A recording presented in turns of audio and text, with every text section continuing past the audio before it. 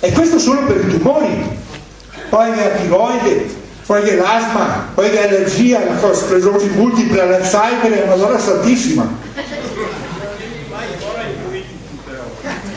No, ma bisogna anche dire queste robe, come le mie tanti chi le dice, oh, questo è il problema.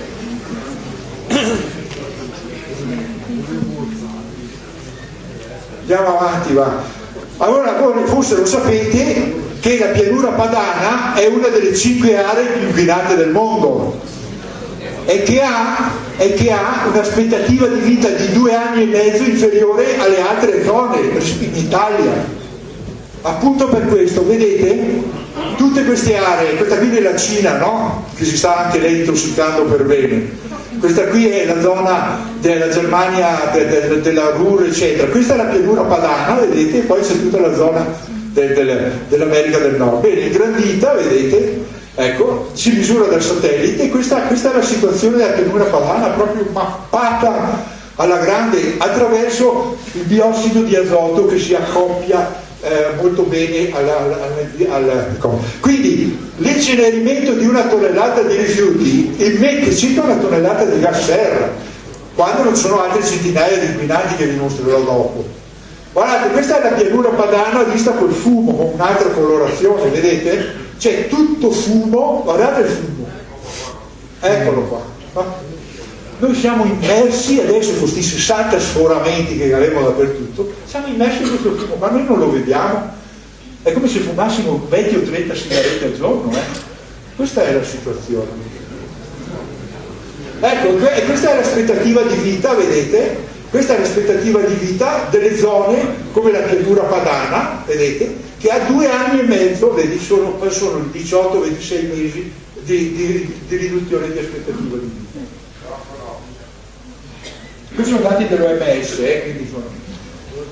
Questi qua sono tutta una serie di patologie del PM10, vedete, PM10 e PM2,5, che di patologie prodotte quando si innalza di 10 microgrammi per metro cubo il PM10 e il PM2,5.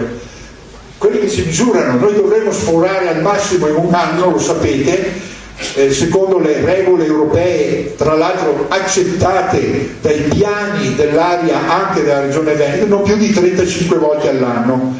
Adesso abbiamo in certe zone ha già forato 60 volte su 90 giorni, va bene? Quindi non andare sopra i 50 parti per microgrammi per metro cubo. Ebbene, ogni 10 microgrammi che sale e che va sul PM10 l'aria, vedete, abbiamo tutta questa serie di patologie, mortalità generica, respiratori, patologie cardiovascolari, soprattutto queste qua, ricoveri ospedalieri, eccetera, mortalità per cancro al polmone, vedete, che aumenta con queste percentuali e queste probabilità. Quindi l'aria è fondamentale perché è il primo bisogno fondamentale, se non si respira, come lo dico, se non si respira alle bel così. Ecco, questo qui, guardate, è un'altra cosa impressionante. Vi dite, sì, ma noi viviamo di più. Certo che viviamo di più, ma più malati però.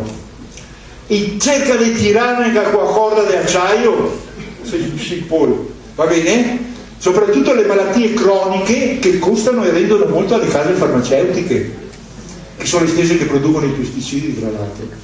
Sapete che l'ultima assemblea che hanno fatto al Cerletti del Conegliano sui pesticidi, no, che erano pesticidi, fitofarmaci, fitoiatria, era sponsorizzata da 14 case farmaceutiche.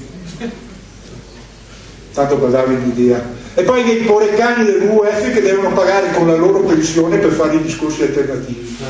Questo è il discorso di fondo.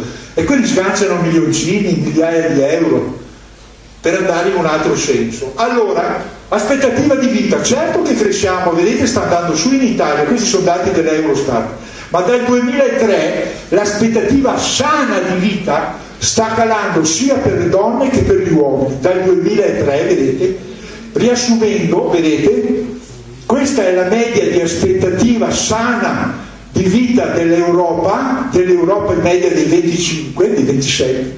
Questa è quella italiana, fino al 2003 era andata su. Dal 2003 ha cominciato inquinamenti di vario tipo e non so cosa, e praticamente vedete sta andando giù a picco, e adesso siamo sotto la media europea, cioè siamo un paese di malati, altro che si vive più a lungo.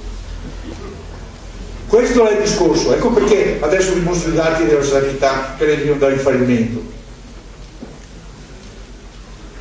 Questa per esempio è l'incidenza dei tumori nella zona, nella ULS 7, guardate che roba.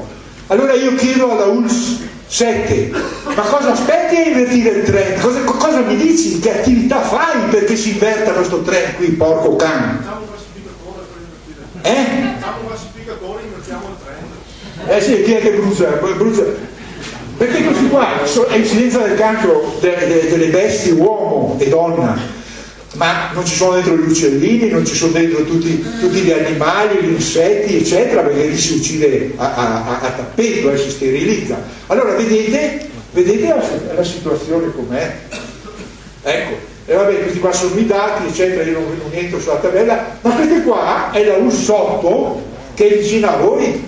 Voi qua siete ULS 3, perfetto, non so i vostri dati, ma la ULS 8 ha un trend medio di crescita del 5%, 5,5%, lì ci sono i dati, non sono piccoli, è raddoppiata in 10 anni l'incidenza dei tumori, raddoppiata. E quando gli chiedete, ma che cavolo fate? Lì all'ULS, ma dov'è tutta sta gente che lavora, cosa state facendo sul territorio? Devo mettere il timbro alla patente, devo mettere il timbro alla cosa, devo fare la visita oculistica, e tutta questa gente che costa per ogni ciclo di chemioterapia da 50.000 a 200.000 euro. Oh ragazzi, è questo il discorso, noi ne abbiamo 10.000. Sì, ma se nessuno si ammala, come fanno a fare i soldi dei certo, costa di più, state attenti. Curare i 10.500 malati di cancro, solo di cancro, no del tiroide, Alzheimer, eccetera, poi è una cosa spaventosa, va bene? Costa di più curare quei malati lì di tutto il prosecco che si vende da Valdobbiadene fino a Vittorio Veneto, che sono circa 500 milioni, 480 milioni, quei anni di 550 milioni, fate 50.000 di media, va bene? 600 milioni. Sono cose impressionanti e non ne parla nessuno, e la sanità sta fallendo in silenzio. Ma cominciamo a fare un'azione preventiva, un'azione di prevenzione primaria, come dicono gli oncologi, cioè andare alla radice del problema. Cosa mi genera questa situazione? Perché altrimenti fra poco è un countdown. Costi sanitari. La sanità assorbe l'83% del bilancio regionale, resta il 17% per fare tutto il resto. Abbiamo chiesto alla direzione regionale, dateci i dati che toccano i costi oncologici, non ce li hanno dati perché sarebbero spaventosi. E ha 2,5 miliardi di debiti, come dice il Sole 24 Ore. Sono tanti, sapete, 2,5 miliardi. Quest'anno sono stati corretti 1,4 miliardi, un Sole 24 Ore più recente, però è sempre della regola altissimo. Io penso sempre con le vecchie lire, mi fanno delle cifre spaventose, anche perché ritorneremo prima o dopo alla vecchia lira, io sono convintissimo. Non so se magari, però, date le circostanze, ho paura che cominciamo a tradurre automaticamente. Bene, questo qua è quello che vi ho appena detto, costa di più, va bene, curare i malati di cancro di tutto il vin che si produce in tutta la DOCG della zona, senza tener conto di, attenzione, degli incentivi, dei costi di smaltimento dei rifiuti, danni all'acqua potabile, la speculazione di suoli, quello che vi stavo dicendo prima con il gassificatore.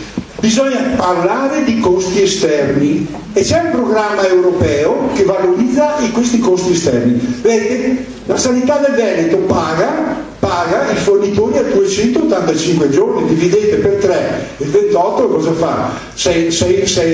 Quanti mesi sono diviso 3? Sono quasi 9 mesi. 9 mesi, ecco perché molte industrie vanno in fallimento. Anche la sanità del Veneto non è che sia molto. Io parlo del Veneto per dire che sono qua, insomma, dobbiamo parlare della sanità del Veneto stasera. Questi qua sono costi esterni, adesso non entro nel dettaglio, c'è un programma europeo che si chiama Externe, che magari potreste anche interpellare, che vi calcola i costi indotti esterni in base alle emissioni, ai malati eccetera che produce l'inceneritore che noi abbiamo fatto. Ecco, andiamo avanti, va, perché vedo che ecco, impianti, ecco, parliamo un po' di emissioni degli impianti adesso, va bene? Adesso che vi ho dato l'antipasto con il resto, ecco, cos'è un impianto di incenerimento intanto? Cominciamo a definirlo, perché chi che parla di inceneritori al plasma eccetera, allora è una qualsiasi unità e attrezzatura tecnica fissa o mobile destinata al trattamento termico dei rifiuti al fine dello smaltimento con o senza recupero di calore prodotto dalla combustione. Quindi voi ci siete dentro in pieno e vedete sono dentro anche, diciamo, quelli di pirolisi e gassificazione e poi tutto il resto, diciamo, dell'impiantistica, che questo è il DLGS 133 del 2005. Quindi è chiamatelo pure inceneritore, io preferisco chiamarlo termocancrovalorizzatore.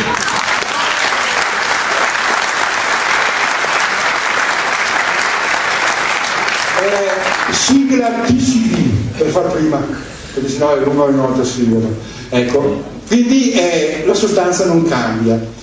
I gassificatori sono impianti a rischio di incidente rilevante, come l'ha definito il decreto legislativo 2005, in attuazione della direttiva CE, e sono classificati come impianti industriali di prima classe di nocività. Quindi non sparano noccioline.